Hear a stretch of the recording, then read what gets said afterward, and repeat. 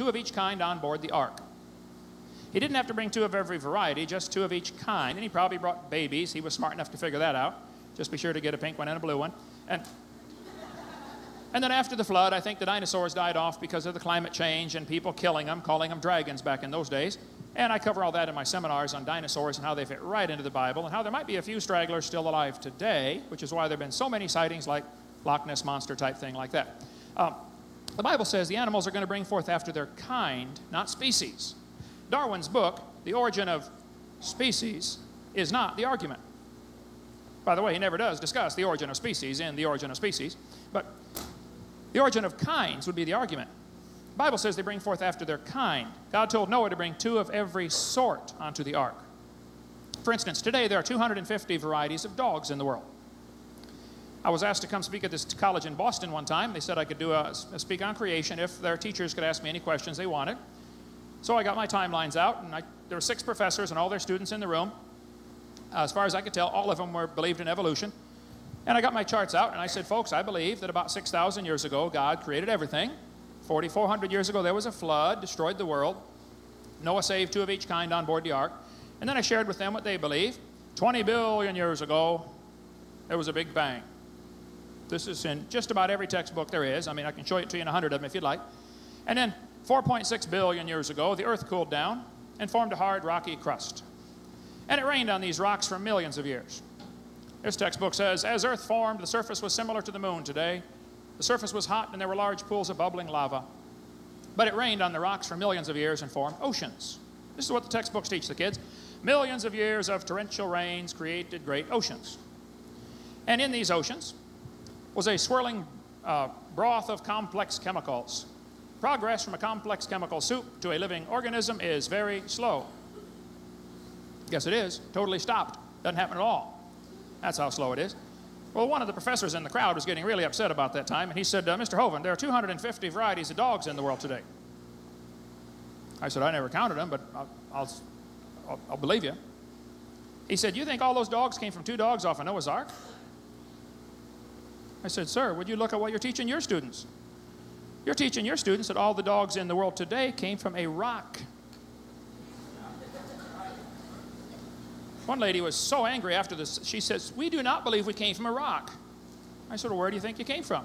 She said, we came from a macromolecule. I said, where did that come from? She said, from the oceans.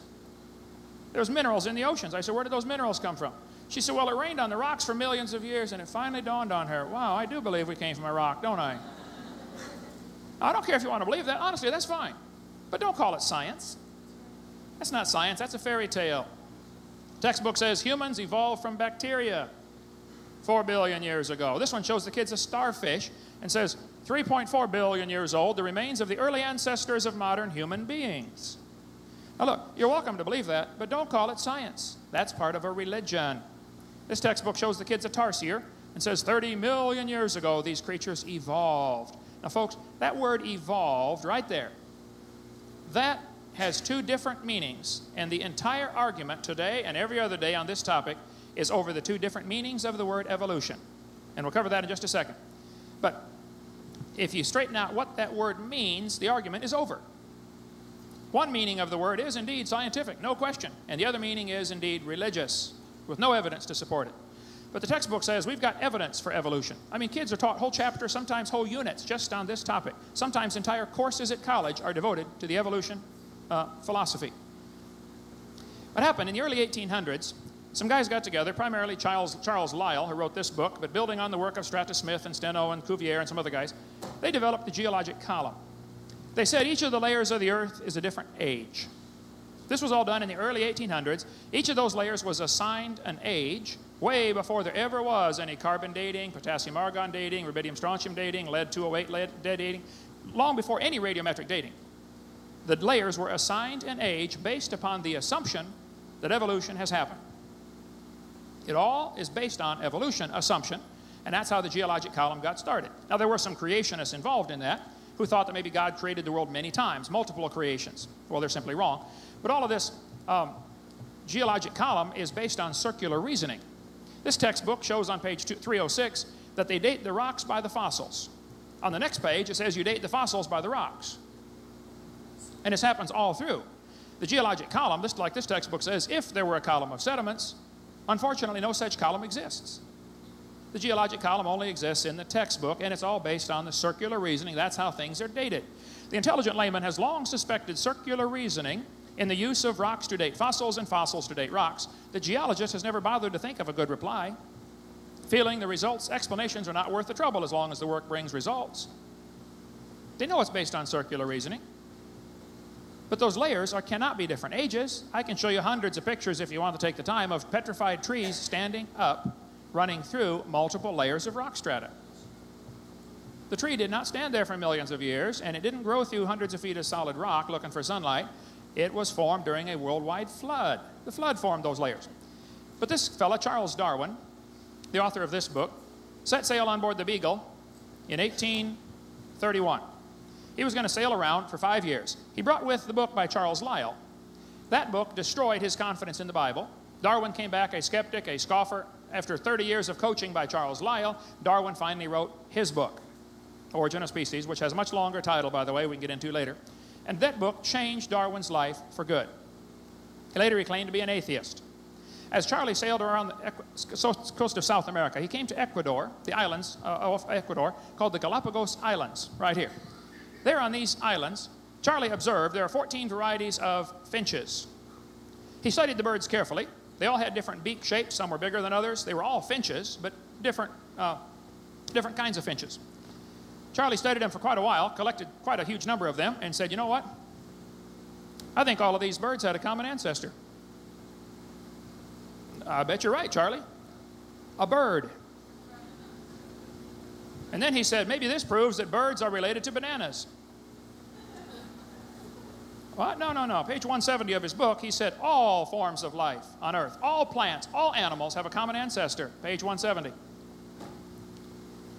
What he saw is what we sometimes call microevolution. Now, this is the entire debate right here.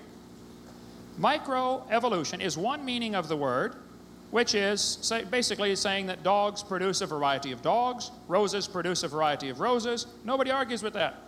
Microevolution is a fact. It is scientific. It is observable. That's what farmers do for a living. They try to make that happen. They try to get a better species of whatever they're raising for their area. And the animals do have a wide range of adaptations they can take on. But these adaptations have limits. Farmers have been trying to get bigger and bigger pigs for a long time, but they'll never get a pig as big as Texas. There's a limit in there someplace. Roaches eventually become resistant to pesticides, no question about that, but there's a limit. Two things you need to understand. The resistance to the pesticide was already in the roach population, maybe just a small percentage of it, and when you do end up with a resistant population of roaches, you're swimming in the shallow end of the gene pool now for the roaches. Next thing you need to understand, there's a limit to this resistance. They might become resistant to these pesticides, but they will never become resistant to a sledgehammer. So, yes, there's variations, no question, I agree, that happens. But what happens then is the professors try to make the students see thousands of examples of microevolution, which is indeed a science.